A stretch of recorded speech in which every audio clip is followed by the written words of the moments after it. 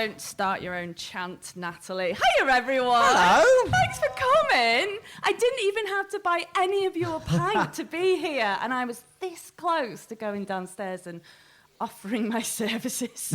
There's almost as many people as were in the bread shed yesterday.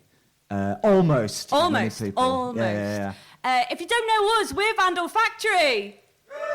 Yes. Ooh, come on in, folks. In. Oh, they didn't hear who we were. We'll have to do it again. Oh! If you don't know who we are, we're Vandal Factory.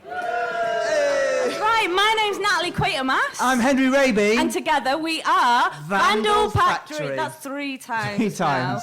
But when you hear something 3 times, that's when you buy the product. Yeah, that's when you've got it in your brain. So, anyway. Subscribe to the podcast. We love arts. We love activism. So on our podcast, we talk to all kinds of incredible creative people, from performers and poets and playwrights and people who do this, graffiti artists, about all kinds of social justice issues, such as... climate change, Yeah. the climate catastrophe, social justice for Palestine. Yeah. Previously it was hating the Tories, now it's hating the red Tories. Yeah. Trans rights. Yeah.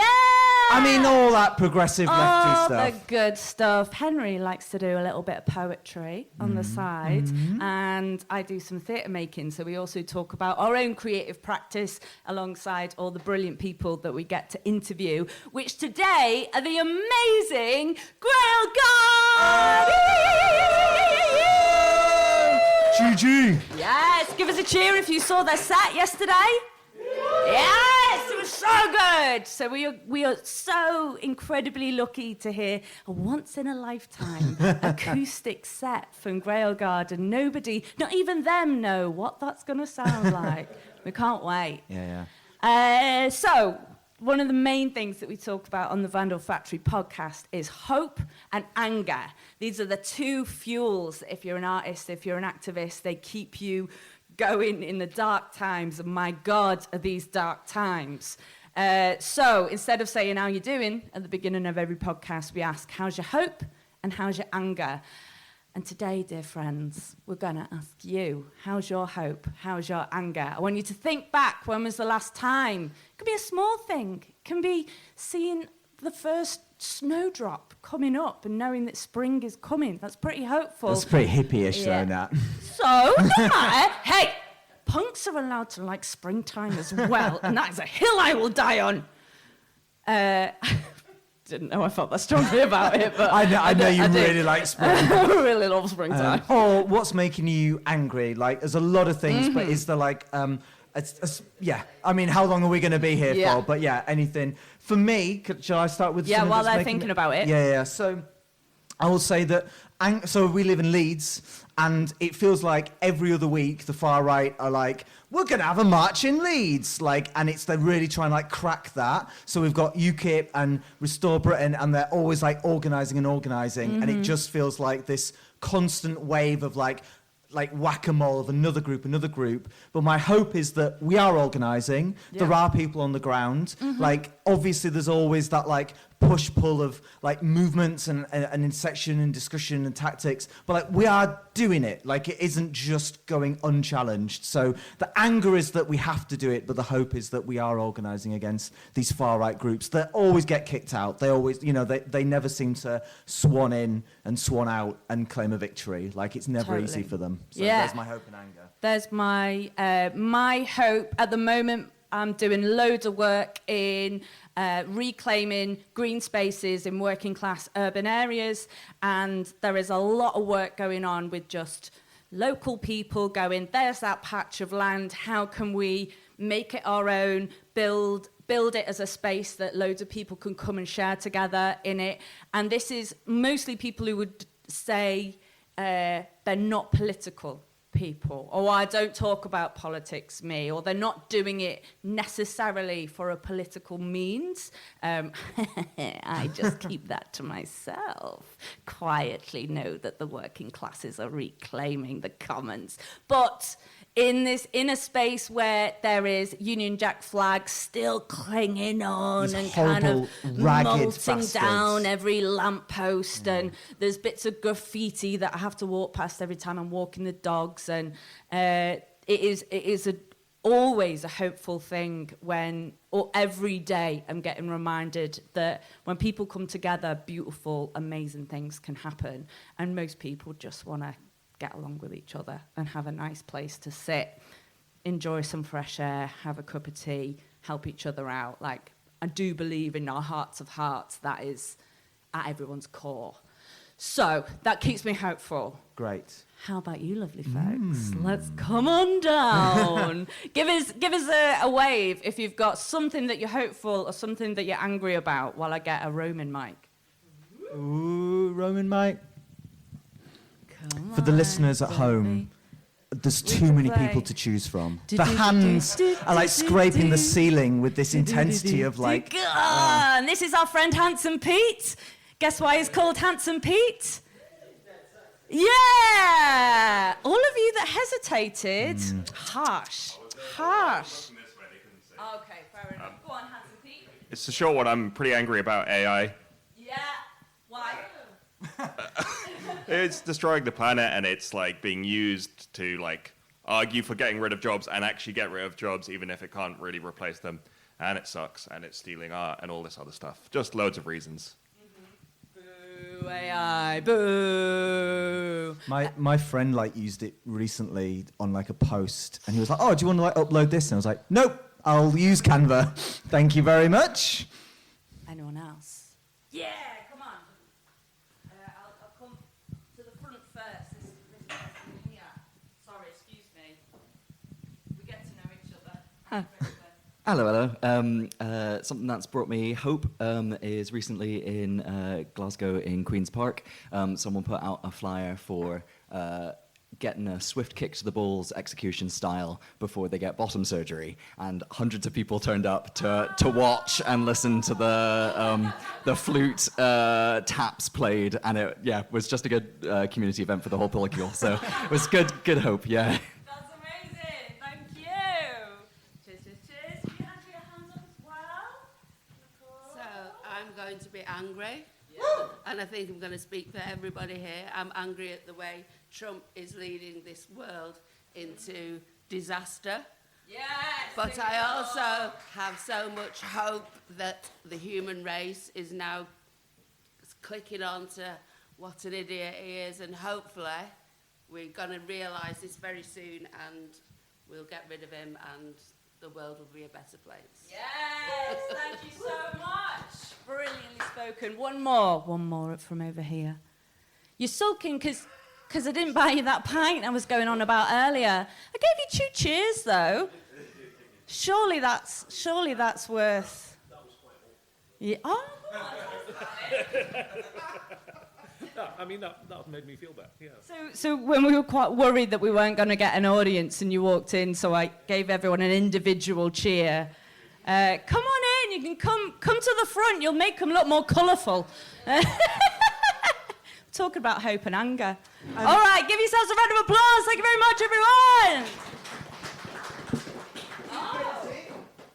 Oh yeah, we forgot.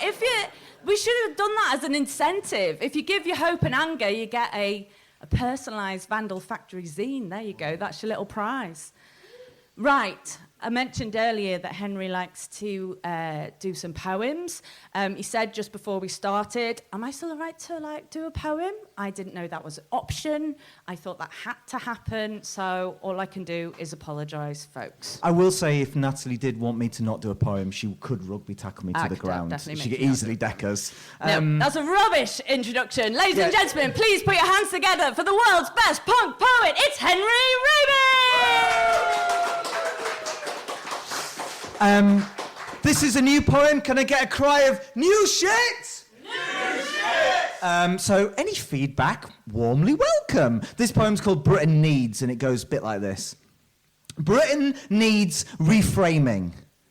The land of the Lowries and treble WKDs on a Wednesday. Britain needs refreshing between the boat races and the closet racists and Sunday dinner new potatoes. Britain needs redecorating. It needs a spot of paint and a sorting out and cleaning of the sides. More gardens, allotments and parks. The 20s need more roaring times. Because Britain needs roots, reaching back down to drying up traditions, reanimating the harvest festivals and the midsummer fairs. Britain needs rye bonfires and bun throwing, dwyle flonking, hobby horsing, wassailing and water bailing. Because Britain needs rhubarb. And Britain needs ramps. Britain needs a local radio station and Sunday paper relaxation and a box of After 8 Temptations. And Britain needs roaring for lions and lionesses in football stadiums. And Britain needs rewilding, deeper forests and untamed roots, fistful of seeds for ramblers to wander where they please. Because Britain needs rabbits and railways both running on time. Britain needs rooms for roses and lovers to find. Britain needs rap and rock and somewhere for kids to go, and Britain needs risks and roads, both without crumbled holes. Or actually, Britain just wants revenge. Britain wants riots and to see hounds rend, because Britain wants to stay the same, and it wants all this new shit to end. Britain wants rewinding to the point in the story where Britain got things without saying sorry. But I think Britain needs reggae thumping through the walls, inviting round the neighbours with smiles for all, and Britain needs roti, smells roasting above cooking pots ablaze. Britain needs a good old rain to keep it the same, and renovated rudeness, and renowned rivers to romp around in, roundabouts and rollicking in respect for rule breakers, because Britain needs Reggie and Rupee and Roman. Britain needs Toden and Trevor and Reza. Britain needs a reality beyond the never never. Britain needs a ring when it gets lonely. Britain needs repaying, because Britain bloody owes me. Thank you.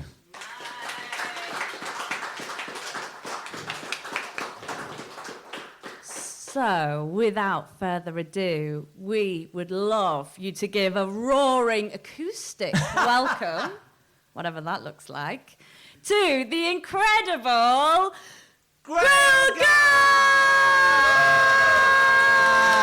Here they come, Grail Guard coming from the back of the room.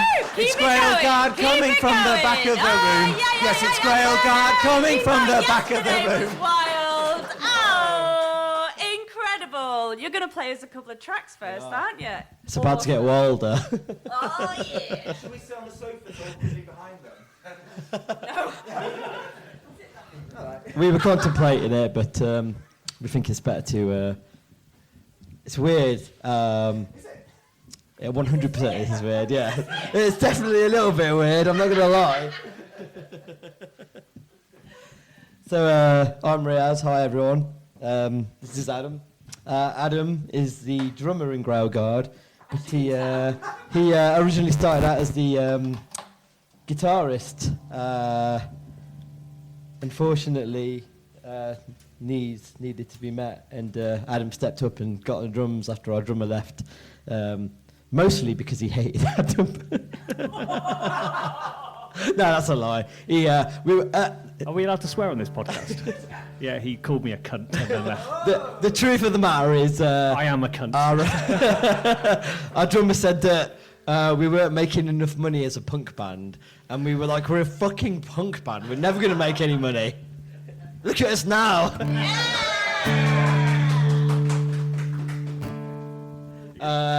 So we're going to open this set with Cruel Britannia. So this is the first song that we wrote as a band that wasn't a Black Flag or a Minor Threat cover. So this song is about...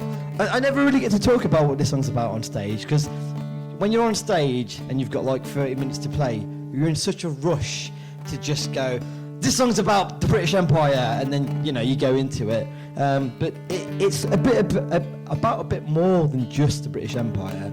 It's about how in schools we're not really taught about the negative aspects of it all. Like, my kids, they say to me, like, you know, there's such a sort of candy-coated version of history that we're given. We're not taught about the famines that the UK caused. We're not taught about how they went to India and plundered all the riches. We're not taught about what happened in Liverpool with the docks and how they designated black and Asian people as aliens, and then drowned people because it was more convenient for them to scapegoat people of colour, much like what's happening now. It's scary how history repeats itself. So yeah, Cruel Britannia is about that, and we're going to try it acoustically.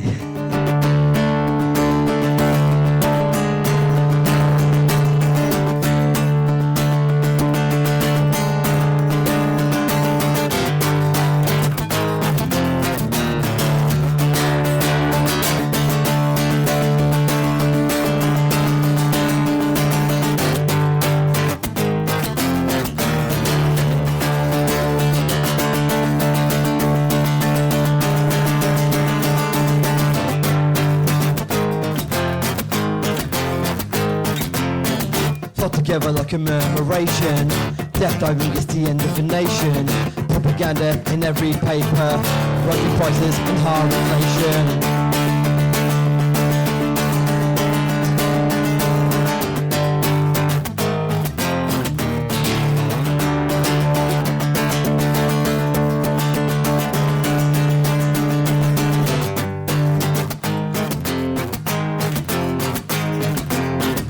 Britannia said we'd never be slaves. Manipulation, it's the media's way.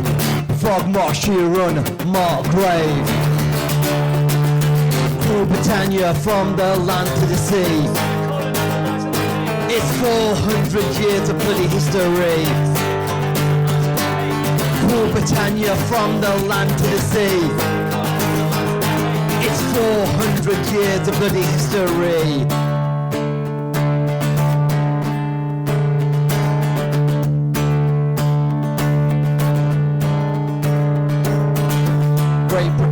Never been great. The legacy of colony, the lies and the hate. Great Britain, she's never been great. The legacy of colony, the lies and the hate. Great Britain, she's never been great. The legacy of colony, the lies and the hate. Great Britain, she's never been great. The legacy of colony, the lies and the hate. Great Britain, she's never been great. The legacy of colony, the lies and the hate. Great Britain, she's never been great. The legacy of colony, the lies and the hate. Great Britain, she's never been great. The legacy of colony, the lies and the hate. Great Britain, she's never been great.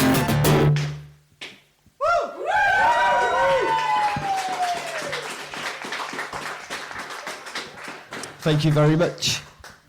That wasn't as scary as I thought it'd be. Good percussion skills. I'm going to be out of the job. Still fucked up. Still fucked up, yep. So I'll talk a little bit about this one.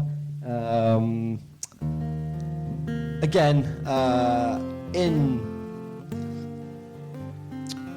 my life, I've had a lot of people, and I don't know why, but they always have to justify the isms to me. And I do feel like, as a person of colour, it's almost like they're saying, you're one of the good ones. And so it lets them say things like, I'm not racist, but. And it's like somebody will talk to somebody on a phone call, and the person they're talking to might have an accent, and they'll say things like, oh, you know, if you're going to speak English, at least learn a language. And it doesn't make sense, for one, because they're speaking English, obviously, but because they're speaking with an accent, they're like, I'm not racist, but. And it's just, I'm starting to hear it a lot more, you know, I'm not racist, but, or I'm not homophobic, but I don't want to see it happening in front of me. It's ridiculous. It really, really is. So this is a song that I wrote in response to those sorts of people. This one's called Still Fucked Up.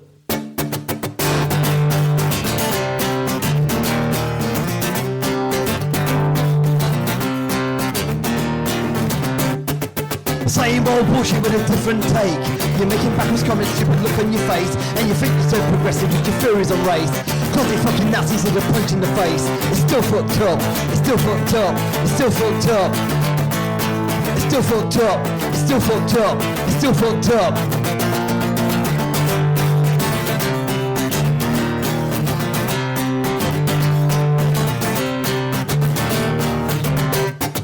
Backwards Jews are a fucking disgrace, and you're spreading misinformation all over the place, but you haven't got the gall to say it straight to my face. Straight up fucking Nazis with a punch in the face. It's still fucked up, it's still fucked up, it's still fucked up. It's still fucked up, it's still fucked up, it's still fucked up. It's still fucked up, it's still fucked up, it's still fucked up. It's still fucked up, it's still fucked up. To act like you fucking do, to think like you fucking do.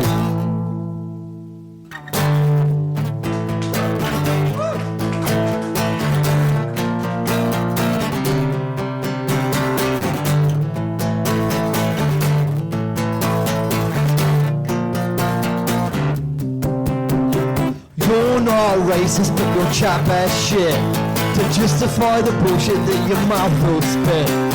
You're not racist, but you'll chat bad shit to justify the bullshit that your mouth will spit. Blech.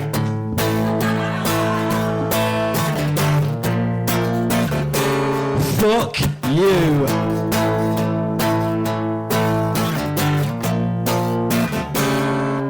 You're a pig in a trough, bathing in its shit, ruining lives and being praised for it. You're a pig in a trough, bathing in its shit, ruining lives and being praised for it. Still fucked up, still fucked up, still fucked up. Still fucked up, still fucked up, still fucked up. Still fucked up, still fucked up, still fucked up. Still fucked up, still fucked up. To act like you fucking do, to think like you fucking do.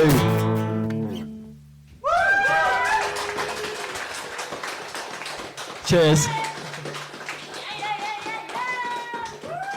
GG. Come Come have a little seat on the old sofa. Grab a mic. There you go. Oh. How did that? May I sit here? How did that feel? Crazy, isn't it? Scary. It's all right, not too bad. Yeah, that sounded amazing. How did it sound? They have to say that. No, that was awesome. Thank you. Such a gift. So we wanted to start by chatting to you both about back in your youth. I'm imagining it's your youth. What first got you into music? What was your intro to punk? And yeah, tell us about the legacy before we get to the amazing Grail Guard. For me, it was getting into ska music, like with my dad. My dad was massively into disco and soul music, but he had a bit of a soft spot, being from Coventry, with ska. So yeah, there's quite a bit of ska in my house, and a lot of now compilations. So it was just, I think, the boom of the sort of 90s indie generation kind of just moved me on to punk, and I think it was skateboarding as well, skate videos, hearing all the sort of bands on skate videos. I was like, oh, you know, I just love the energy of it all. So yeah, I was getting to it from skateboarding really. So like that, I think that was the proper introduction into it all. Was Pete earlier. He's a big skateboarding guy. You happy? Yeah. You happy because someone's mentioned a skateboard? Yeah. Anybody else like as a skate punk kid that like got into it through that? No, they're not. Yeah, what about you, man? I think my neighbour gave me a tape of Pantera when I was about 10.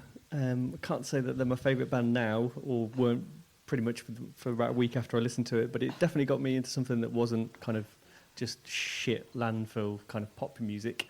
And then, yeah, lots of black metal until I went to, what was the record store in Birmingham called? Tempest Records. Tempest. Yeah. And I had a choice between buying Rain in Blood by Slayer or Everything Sucks by The Descendants. And, yeah, chose The Descendants and never looked back. really didn't. And then, yeah, then Riaz and I started playing in bands together when we were 17, so Yeah. very long time ago. Only 2 years. Yeah. I fucking wish 2 decades ago.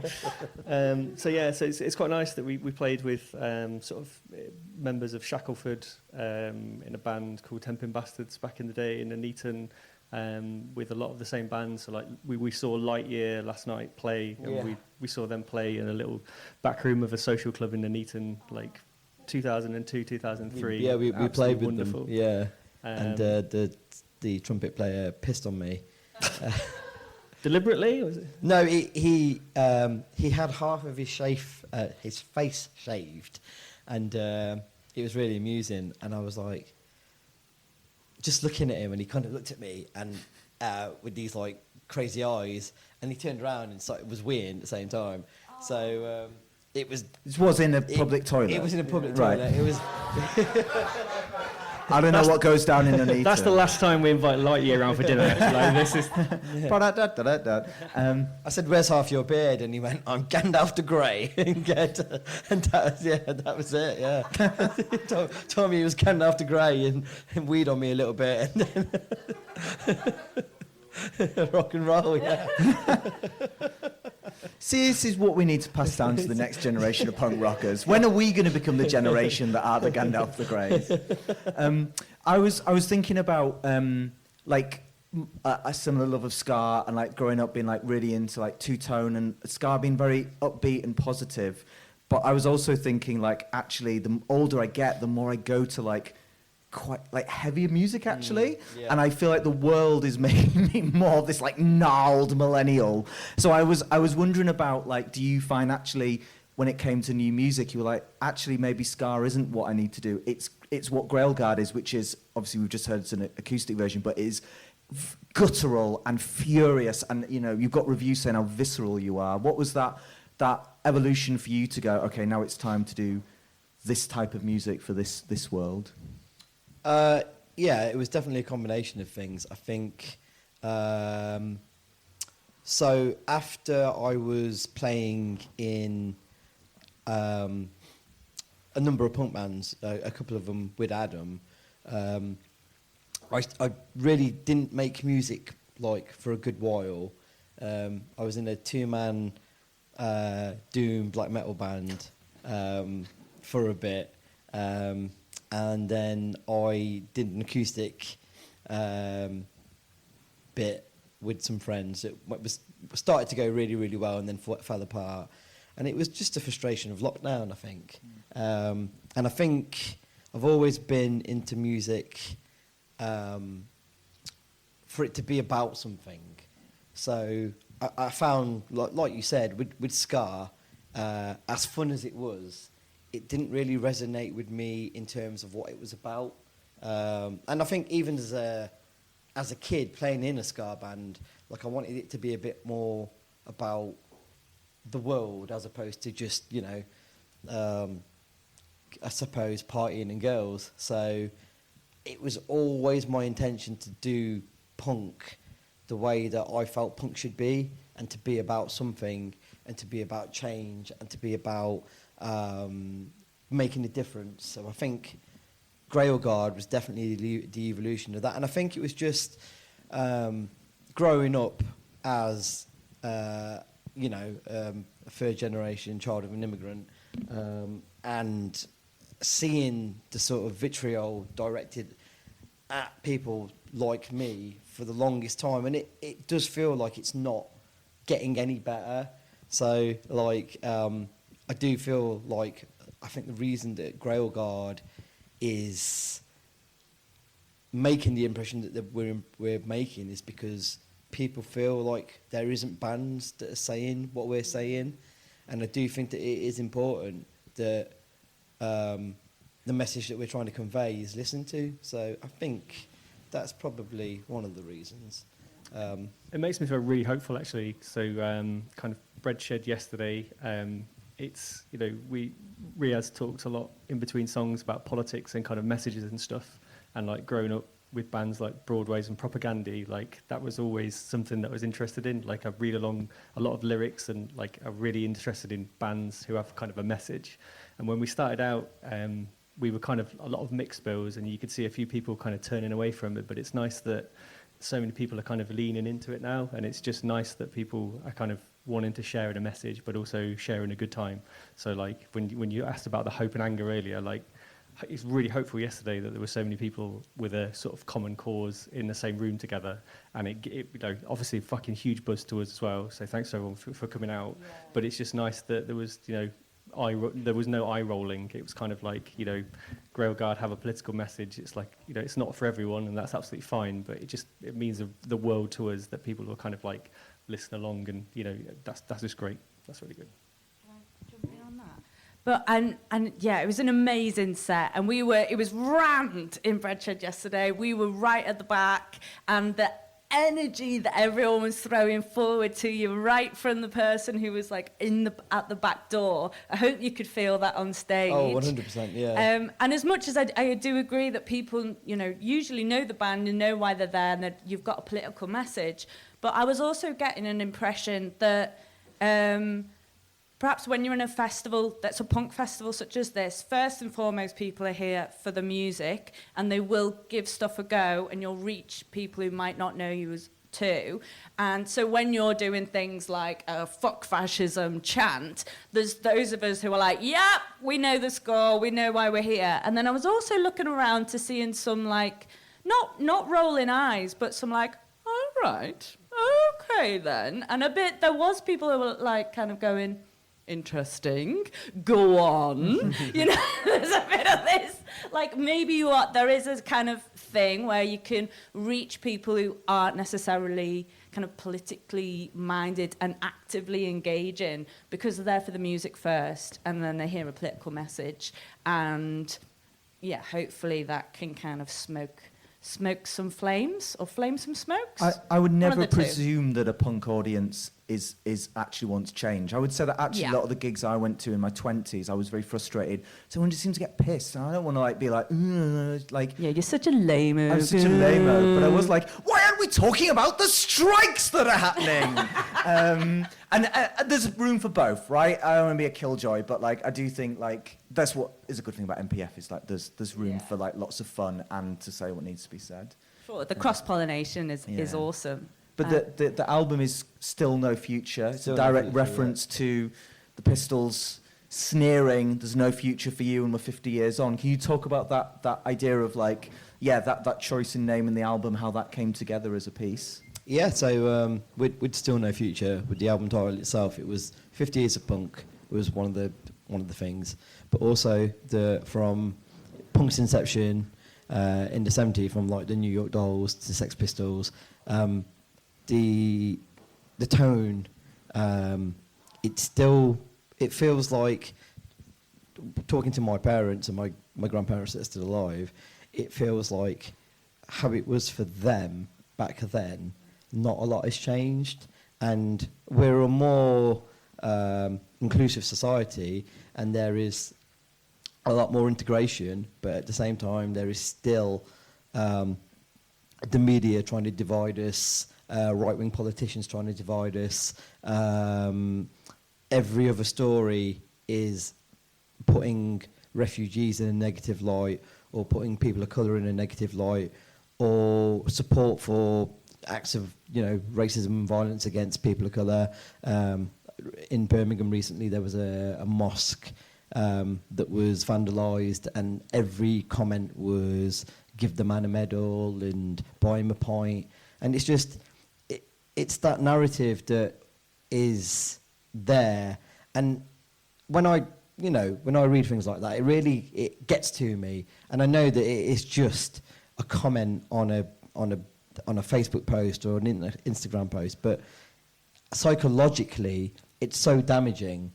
And I think if it's damaging me, how about everybody else? How about young kids? How about 15-year-olds? how about my children?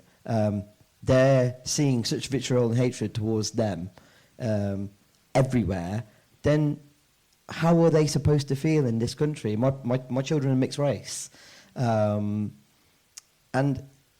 I feel that, like, at the age that they are, life should be about growing up and enjoying yourself, not the boy pulling off your hijab in the classroom, or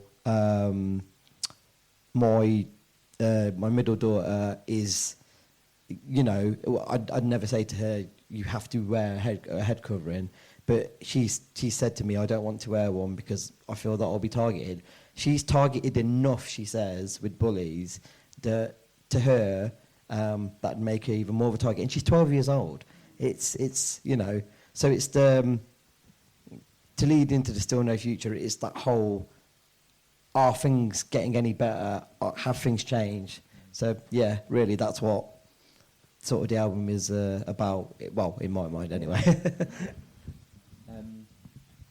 I was wondering, like, musically, as like someone who started off guitaring and then drumming, and like that sound, that shape, like you can't have such powerful lyrics and a message without the fucking music being really strong. So I don't know if you could talk a bit about creating the shape of a sound, because I think the album is like, I listen to it. I've listened to it a lot, and I don't normally go to that heavier stuff as much, but like I'm really like, fuck, I need this. So I just wondered about that process of recording the sound and making the sound as well as the lyrics. Yeah, I guess it sounds a bit cliche, but it's kind of not just us as well. Like, we worked really hard on the songs. Like, we practiced, you know, pretty much solidly for about 2 years before we started recorded it.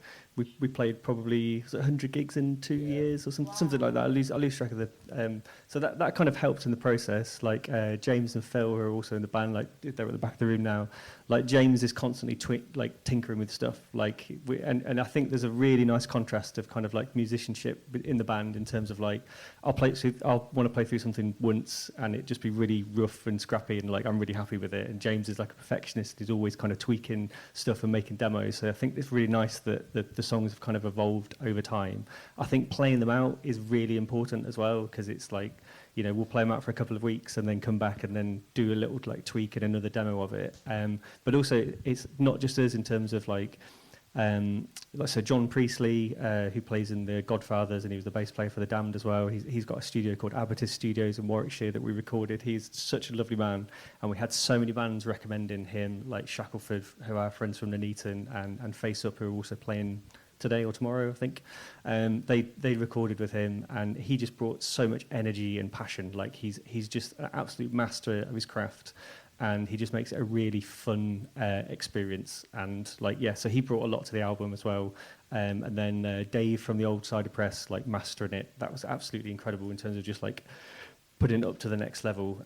But yeah, there's a lot of blood and sweat and tears that have gone into it. Like, it was a really long process as well, and nerve-wracking for me as well, because as I mentioned at the start, the old drummer left like 2 weeks before we were starting recording it, so I had to learn everything in 2 weeks and then start recording it. So that was but it was a good process though. It takes a village to raise a punk child. And your punk child is in the world. Your fourth child is now here. So it's available to listen to. Well, yeah, I was going to ask about how does it feel after all that work to see the reaction of it coming out, and tell everyone what's the reaction been, and then how does it feel? I feel like I've got a glimpse of it from yesterday's gig. It's been amazing. Like, you record something, you record an album, and you think to yourself, your friends will buy it, and that's about it. But for it to sell out, you know, in less than a month has been amazing. Really humbling. It's been already a year of just humbling experiences. So, you know, from a packed out MPF to the vinyl, you know, pretty much selling out everywhere, to all the lovely reviews and all the really good feedback. It's been like fantastic. It was nerve-wracking to begin with, because you're like, oh, TNS are really taking a chance on us with this one. And then, for it to Can I ask what when you said they're taking a chance, in what way? I think in my own mind, it's like, we're a fairly new band, despite the fact that we've played 100 plus gigs. You just don't know how things are going to be, and I was just really worried that it wasn't going to sound. Super nervous. Yeah. Fab. Awesome. Cool. Thank Well, you so much. we're going to do a little bit more chit chat, To the but we'll audience. finish with a Grail Guard banger at the Yeah. end of the show. But can we give the GGers a huge, massive round of applause? Yeah! What a bunch of lads. Amazing. Now, There's more of you. whoa. Good. Hey. So you can go chill out if you want. No, they're going to stay here. Sit down. Don't you go nowhere. I spy. Listen to me, don't him. I spy another guest that we could invite upon the stage. So we're going to do that now? Or? Yeah, let's do I that think now. So, Don't worry, everyone just went, shit, am I the guest? Oh, God, am I the guest? They're going to come. So through No. trials and tribulations, they've come up from that London. That Have you heard- London? That bloody London! London? And they're a poet who's performing later on today on the poetry stage. But I asked if they Have could you come checked and that do this is okay? You Are ready we- to come and do some stuff? Maybe. Yeah, maybe. That's See, I knew you closer should to have yes checked. than closer to no. Okay. Okay, a bit jet lag from that flying visit. Folks, can you make some noise for Smoked Poet? We'll stay here for this one. Do you want me to actually perform? Yeah. Oh, right. Two performances. Okay, hi, I'm Shama Smoke Poets. I'm from East London, not just London. You've got to be specific, London. sorry.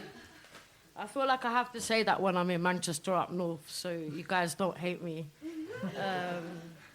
Because East London is cool, no? You've heard about East London, right? we have a great history. Cable Street, we fought the Fash many times. I've not been to Manchester in like bloody years. I used to have an ex-boyfriend from here. And We I used can't to come take any responsibility I used for... to come here a lot, and I haven't been here for a while, so it's nice to be back in Manchester. The first question I got asked is, where are you from? I said, I'm from East London. They asked me if I was a West Ham fan. I said, no, I'm an Arsenal fan. She told me to walk away. I'm looking forward to hoping to run into Gary Neville because I've got a lot to say to him. Bastard. It's really unusual that I get invited to punk gigs because I never really... I like post-punk. I like the Libertines. Are they post-punk? Someone told me they were post-punk. Okay, there you go. That's how little I know about punk. I'm so sorry. But I used to do a lot of Punks for Palestine gigs. I used to get invited to them. And then people were just screaming, you're a punk on stage. And compared me to Linton Kwesi Johnson. No one is as good as Linton Kwesi Johnson. But I know that the punk scene and what he was doing at the time in the 80s, it connected. And so I guess poetry does come from punk, right? Yeah, there's a connection. All right, I'm trying to make connection with you guys. I know it's like, I'm trying to make a connection before I spit. We didn't muster up any music, so I'm sorry if it sounds dull, but if it sounds dull, it just means that I'm a shit poet, really. I'm not a spoken word poet, I'm a street poet, and I talk about street poetry a lot because it has its own history. In the Native Tongue collection, I'm a hip-hop head, I'm a trip-hop head, and that's where the influence comes from. I don't hate spoken word, I just don't like the rhythm of spoken word. But it's political, poetry is political, and so we should give it its true rep. Okay, shit. A cappella. Rest your head, you never know how to say it best. Think you're ahead, but move like the rest. Better than depressed, fed secrets and death threats. Are chained to the sofa next to the king's head. Talk to me, you're never here. Vultures flaunt your silence. Academics never listen. And academics never listen, and books taught me after I learnt the lesson. So it begins with a question, do I keep living? Normalize pain, not forgiving. Lost your time ago, now I turn back the pages so we can find ourselves in memories. These days they have us running slave ships so we can descend from our history. Your lyrics are for the homeless, people who doubt us, misfits fit into your gutless. I can't lie, the world thought less. 9 to 5 for the broke heads. Party hard, drunk less. Chemicals fight me hard, they work less. Found the ground to ground me on, I felt hopeless. Protest for bread, how many bodies fell for their friends? Each of your gods stay home. Heaven full of your pounds. Hell full of your sounds. Oh, it begins with a question.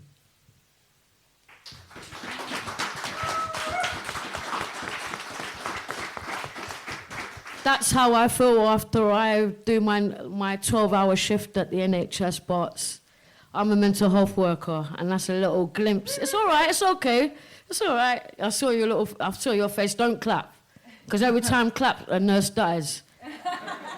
But yeah, that's a little bit about the trials and tribulations of like workers and the struggle of alienation and wanting to make a difference, but people like Wes Treating, who's too much of a cunt. And so you feel like you're just stopped there. Fuck Wes Treating. We can't save the NHS, we have to rebuild it. I work with a lot of people that struggle with schizophrenia and all sorts of mental health illnesses. And I work a lot with trans patients who are being broken slowly by this system. And it is one of the worst things that I've ever had to work in an institution as a Marxist, deal with in terms of how do I not be a part of a system that ends up killing them. And they call it suicide, and it's actually systematic murder. These people don't want to die. They are made to die.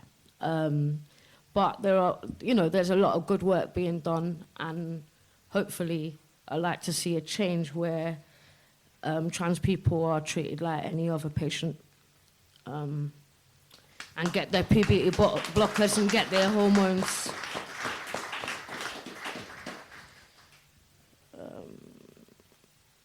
White world, your borders, your beauty are truly your ugly. What we've become. So when I say white world, I'm not talking about white people. I'm talking about, sorry, I just feel like I have to say that because I'm in a room full of white people and I'm not really used to that. And I love it, but I'm not really used to that. So now I feel like I have to explain, but I don't really, because I know you get it. I know you're anti-imperialist, I know you're anti-racist, otherwise you won't be here. Let me start again, sorry. That was one of those moments. It was one of those moments. You know Richard from the morning show, that fucking twat? Sorry, I just had an Instagram clip in my head just going past. And you know like what happened with the transatlantic slave being known as the worst atrocity in the world. And Richard, that fucking, why is he on TV? He's such a dickhead. He was talking to I forgot which president it was from a Caribbean country, and he said, why do we as white people have to feel bad and feel, responsible for the slave trade? And he said it in a really aggressive manner. He was really angry. I don't know what the fuck is up with that guy, man. He obviously has a lot of slave money or something that he might have to give back. And he was really aggressive towards the guy. And the president turned around and went, "My friend, you are still benefiting from white supremacy. You're still benefiting from the slave trade." Sorry, I don't know why I had to say that. I'm going to continue spitting. But yeah, Richard's a dickhead, and he should he's a fucking fash, man. Anyway, he might not look like, anyway, he's a fucking dickhead. He really pissed me off when he did that. And it's, as the guy, you were saying earlier about, have things changed or things worse? I don't think that it's anything about change, is that things have escalated. This time reminds me a bit of the time of Margaret Thatcher, actually. Vast unemployment, Enoch Powell speeches, everyone fighting migrants. First they're welcome because they built this fucking country, and now they're being trashed out at the outside EU borders and detention centres, and we've been looking at ICE and Trump and the European Union, and here it's fucking getting worse. As we saw the Manchester demos against Britain First. But yeah, I don't. It's a poignant time. It's worse in many ways because it's been rationalized more than, my Jewish friends like to say that the Muslims are the new Jews. But we know that when Islamophobia rises, so does anti-Semitism. And I don't know if I fucking trust the Greens, but that's the only hope I feel like we've got a little bit. But the Greens have got a lot to do in terms of institutional racism. White world, your borders, your beauty. Truly, you're ugly.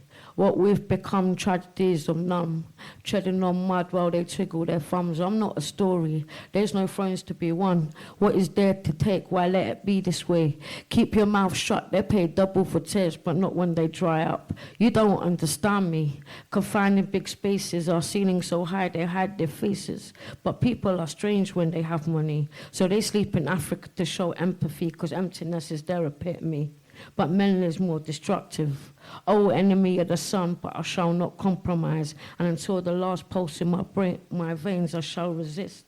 What became of love when they built walls for us to rust? You were living yesterday, but today you're the one. Now monsters creep in spite of me. It's not me, it's you. You're everything that beams. Your drones are everything they see. Children, they pile up. Must they burn like dust? I can't run from the silence of your drums. I count my days in each hurdle, as sorrowful as I seem. Looking past all that breathes. How they divided us. Well, I speak as if it was me. They hate us, so how can I talk about love or how to love or love as I have loved?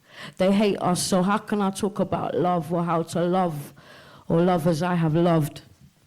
Yeah, amazing. Thank you so much. Can we get a massive applause for No, Smoke? it's fine. You can come sit here. You're not finished yet. We weren't planning to be an acoustic podcast, but that's what we're turning into. It could be our niche. Yeah. Acoustic punks. Thank you so much. We're so glad you made it in time. Look, every time I stand up, there's more people. It's like you're multiplying in like a weird sort of cloney way in the back. We're going to finish on the usual part of our regular podcast, which you're all going to save and subscribe to. There's a bit that's called Nat's Provocation Stations. It's usually where I get to talk about my creative practice and the state of the world and put the world to rights a little bit. But for this one, we're going to think about how we can all collectively contribute to the festival so far. So I want you to wake up a little bit for this last bit of the podcast. As I mentioned at the beginning, I do lots of work reclaiming green spaces in urban areas. I find got my heart in a punk DIY culture, and we're finding lots of grassroots ways of coming together, connecting with one another. That's what we're all going to work on now. So we have our amazing guests. You have no idea about this, but we're going to put you to work. I'm so sorry. If you've got a pen and paper, we have some incredible lyricists on the couch. And as I come around and chat to you, they are going to be making some notes. Right, and together, our amazing poets are going to make a collective poem about our festival so far. So I want you to think. Close your eyes if you feel comfortable enough doing that. Think about your journey to Manchester. Did you come from far away? Did you come from close by? When was the last time you came to Manchester? What was the weather like? What did you see? What was the first punk that you saw as you were getting closer to the festival? And did you, like I did, go, I bet they're on the way to the festival. So are we. We're all together going on to the festival. Mind that. Was that me? Oh, no, it's Henry. Think about the best moment you've had so far. A moment that gave you some joy. I don't need to know much context about it. I just need to know in a few words what moment so far has given you joy. It could be a massive thing, like seeing your favourite ever band on stage, feeling the audience vibing just as much as you were. It can be a really small thing. Think about something that has made you feel a different kind of emotion other than joy, like anger or frustration or hope, or give me some other feelings. Hungry. Hungry. Hungry. For justice. Is anyone else hungry every 2 hours? Henry is hungry every 2 hours. I'm thinking of getting him checked at the vet. Right. So I'm going to come round and ask you for your moments. You can describe them in as few or as many words as you like. And as you're listening, you're going to make some notes, okay? Then we'll go around one sentence at a time. We're going to make a poem about our festival so far. All right, who's got a moment that they thought of? Come on, be brave. Oh, and if you contribute, you get a zine. How's that? Vroom! For the viewers at home, 400 hands just went up in that exact moment, because God knows punks will do anything for a zine. Go on, start again. It's old handsome Pete. Come on. My favourite moment was sitting with Henry in this room, and we sat on the sofa, and it felt like there should have been other people sat on the sofa, so we were just joking about how, like, you weren't supposed to sit on the sofa, and everyone else in the room was, like, sort of talking to each other about, like, those idiots, you're not supposed to sit on that sofa. Don't they know? And how everyone hates us. Oh, okay. Thanks, Pete. Thanks, Pete. My favourite moment one of my moments yesterday was us sitting at the back of the basement and us just spotting people's clothes and noticing, like, oh, that band T-shirt, we've got that band T-shirt. Oh, I like those boots. And how wherever you go during the festival, it's just good for people watching. People come with some good outfits. I enjoy it a lot. Anyone else? Yes, I'm coming to the back. Thank you, sir. My favourite moment so far is watching a fully grown man stage dive while on a giant inflatable banana into the crowd while screaming Simpsons-inspired lyrics. And why was that your favourite moment so far? That sounds amazing. Jay! I'm going to ask you, you don't get an option. What's been your favourite moment so far? Or just a moment? I got home yesterday and my dog had not done a shit. Hey! Well done. What's the name of your dog? Pepper. Oh, well done, Pepper. Anyone else? Any more for any more? Yes, well done. Your get off the train thing. I got off the train and could see some people who were completely living what they believe and loving the punk festival all dressed up. And it made me feel conflicted because I spent my whole journey up here trying to save my job by being all professional and writing the right things in defect analysis. And I thought, I wish I could take risks and be like them. But equally, if I do so, then my power to do good through other things, I lose. And yeah, it made me think, where did I go wrong? Yeah, how could I have not been in this torn situation? Describe the people that you saw getting off the train that you thought were living their best lives.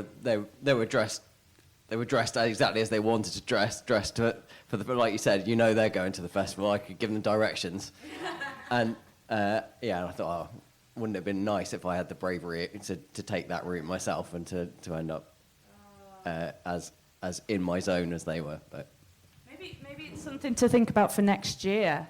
I've got a list of things. More tartan. Must wear more tartan for next year. I think we need one more person at the back. We're out of time. We need to Oh, finish but up. you're running the next stage. Yes, and I'm I know, having that's a why I nice need to crack time. on. I don't want to annoy myself in the future. Okay, are we ready? We're going to do one line at a time. Do you all want to stand up? Come on, we're active. You can tell that's a facilitator working with...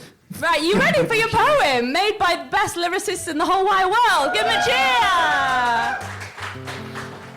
Here you go. Take it in turns. There's people and there's comfy sofas, stage divers and crying to make it work. Let's be the risk takers, not the fakers. Mine's a bit more simple than that. Mine's don't sit on the sofa while you're people watching. Release the hound pepper. Losing power and non-conforming attire. A little sneak peek to the next Grail Guard single. Oh my God. I kind of like just wrote bullet points. That's all right. And they're not very poetic. Anyway, no room on the sofa, staring at people's clothes. I love watching when people are alone. Stage dived on a banana singing lyrics from The Simpsons. My dog didn't shit. Got off the train and saw some punks dressed as punks. I should risk it for a biscuit. Folks, thank you so much for checking out the Vandal Factory podcast. The poetry stage is starting soon, then it's going to be the comedy stage. If you like us, give us a share, give us a like on social media. Yes, please. We've been Vandal Factory. I've been Henry Raby. My name's Natalie Quatermass. We're going to finish with an absolute grade A hammer banger from the one, the only Grail Guard! Let's go, Grail Guard! I'll be brief. This song is called Our Streets. This song is about the Battle of Cable Street, standing up against racists and fascists everywhere. Every march you've ever been to against the right-wing groups that we have in the UK, and about the pressures that people of colour, my parents, my grandparents faced in this country. Right. When you're ready, Adam. Can I ask a big favour? Yes. Does everyone want to make it this song's literally 2 minutes. So, like, if everyone stood up and just walked to the front, we'd have, like, a little mini gig. Yeah! It's literally 2 minutes. 2 minutes of your entire day. Consider it sort of calisthenics as the start of the day. Come forward. Come on. Yes! Let's go, Grail Guard!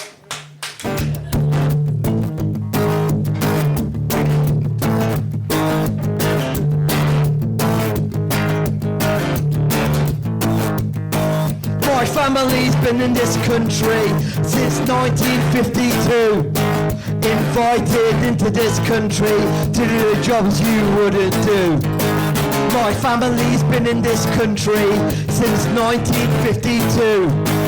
Invited into this country to do the jobs you wouldn't do.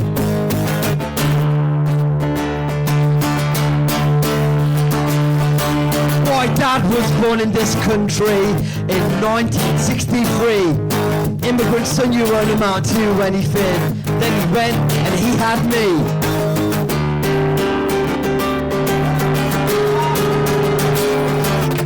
They don't want us in their streets. They march for it and they met defeat. They don't want us in their streets. They march for it and they met defeat.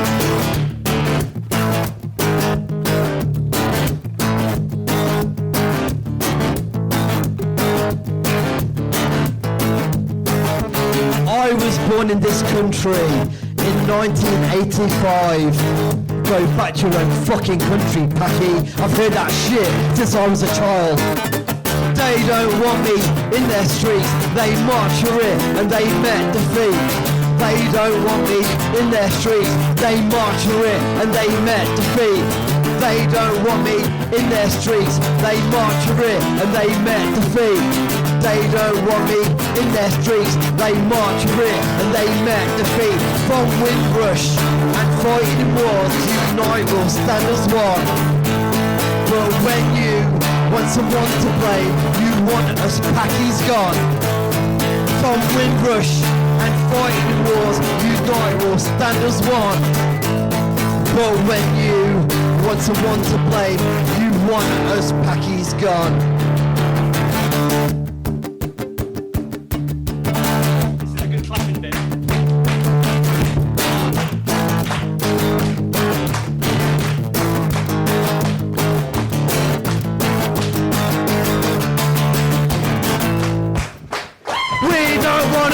In our streets, we march for it and they met defeat. We don't want them in our streets, we march for it and they met defeat. We don't want them in our streets. We don't want them in our streets. Whose street? Whose street?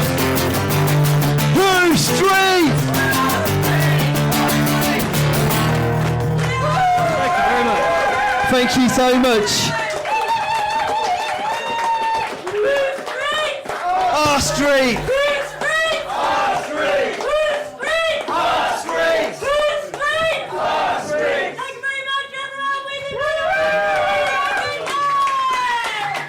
We've got some merch around the corner.